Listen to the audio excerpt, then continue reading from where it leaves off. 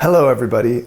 Recently I took 4 personality tests to jumpstart my own personal leadership development, and one of those tests was the Typefinder for the workplace, which some of you may know as the Myers-Briggs personality test. It's been around since the 40s or 50s, and it's been taken by literally millions of people all over the world. Today in this video, I am going to take a deep dive into my experience in taking the Typefinder from Trudy.com and then answer the question of whether it is appropriate or useful for your own leadership development. When I was poking around on the internet looking for personality tests, I found Trudy.com. I don't have any affiliation with Trudy.com, at least not at this point. Maybe in the future I will. But I took the Typefinder that I found there on Trudy.com. When you get to the website, when you find Typefinder, you can instantly start taking the assessment. And then of course, when you get to the end, it tells you just the basic information, what type you are in the Typefinder. But then to get what you really need, which is the full report, I think it's like $19. And then you can create a login and save your report. And there's also lots of other tests there that you could take as well. The Typefinder assessment test took me, I think, like 4 or 5 minutes. It's just a series of questions that you answer on a scale, and then based on your responses, the system will categorize you. The Myers-Briggs or the Typefinder, it has 4 different areas, and then you're either one of the other of those 4 different areas. So mine wound up being ISFJ.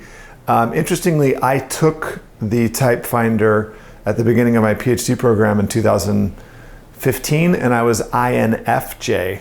So now I'm an ISFJ, and that's can be due to a lot of things. It could be that I've changed in the last 6 years. I know I've certainly gotten older, but I've spent more time now being a supervisor in work, and so it can push your personality test results in different directions just based on your own life experiences. Of the 4 personality tests that I took, the Typefinder I felt like was one of the better ones. It wasn't the best one. If you want to find out what the best one is, then you need to go check out my video where I do review for the 4 personality tests, and I'll link that here somewhere. But I think it's definitely worth your time. You can learn a lot. Sometimes these are things that you learn in these personality tests. There's things that you kind of either already know about yourself, but it's good to be reminded that you do have these, let's say, quirks or eccentricities or tendencies or even failures, right? So things about you that you need to overcome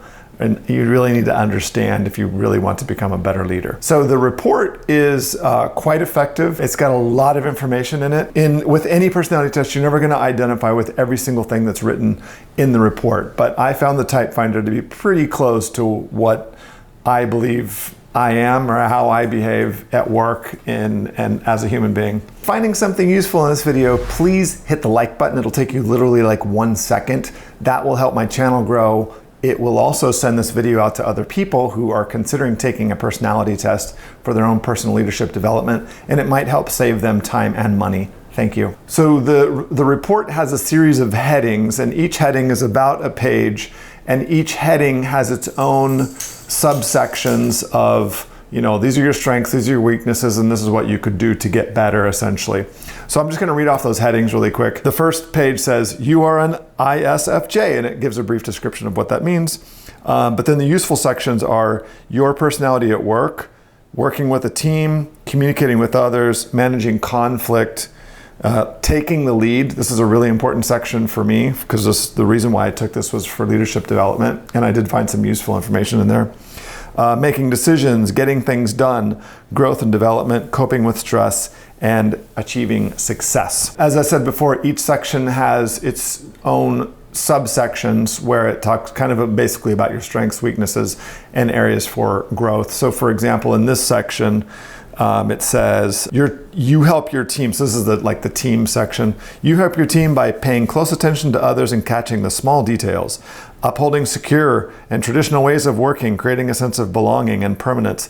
This is one of those statements that I really did not identify with. I mean, maybe it is true and I just haven't discovered about this about myself, but I kind of tend to rebel against organizations when I find myself in a system where everybody's kind of behaving the same way. My natural tendency is to kind of question all of that. So this is part of something to be aware about when you take these tests. You should not read everything in the reports from these tests as the truth about you, right? Because you are unique. But then it also has here the section on action steps for better teamwork. Remember that everyone has different ways of working, and those who challenge your strict moral code are not commenting about you personally. Okay, that's probably true. I probably do take too much personal offense at certain situations. But again, the whole point for taking this test is to give you information that you can use to understand yourself and to overcome some things about how you behave and how you interact with others and how you react to certain situations, so you can overcome that to become a better leader. So some of the things that I really liked about the Typefinder is that sometimes it really does hit the mark. And as I said before, sometimes it might just be reiterating something that you already knew about yourself, but it might express it in a way that really rings true and gives you kind of an aha moment where you realize, okay, yeah, by doing this, I really am shooting myself in the foot. I really should not be behaving that way in this situation. And it's kind of like holding a mirror up, right? You kind of have a chance to look in the mirror and think, okay, does this statement really identify with me? And if it does, what do I need to do about that? So again, I highly recommend that you take a test. This is not my favorite test. You got to go watch the other video for that. But this certainly will help you in your own personal leadership development. So for example, one of the statements was, altercations are deeply stressful for you, however, and you are more likely to report inappropriate behavior to the proper authorities rather than confront the problem. This is so incredibly true, and it is a weakness. It's something that I definitely need to work on. I mean, at 51, being a supervisor for 15 years, I have, for the most part, overcome this. I can have hard conversations with people, and I can confront problems, but it is something that I will always have to work on. I had a situation just like this with a past supervisor that was doing stuff that was just right up to the edge of not okay within the organization. And because of the power imbalance there, I never really confronted that person on their behavior, but I did talk to other people about it because I felt like it was also a threat to the organization. In that case, it probably would have been better for me to go and confront that individual and say, hey, you're doing this. I don't think this is good for the organization. I mean, obviously, every situation is different. Maybe I felt threatened that I would get fired for bringing that up with this individual, but that is something that I need to constantly be aware of.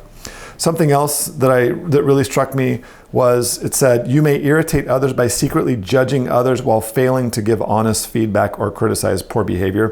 This is kind of the same as the one above. You know, conflict is really central to leadership. If you don't like conflict, you should just stay as a subordinate and not try and become a manager or a leader, because it is just part and parcel of the job. If you're going to be a leader and be effective, you have got to really embrace conflict, because you're going to have to give really hard feedback to people when they're not providing value to the organization and they're not fulfilling what you believe are just the minimum requirements for the position and the role that they're filling. I found the whole section on leadership to be very informative and useful. Unfortunately, it's only one page, but it does have 3 sections. Those sections are how you inspire others, how you make things happen, and developing your leadership style.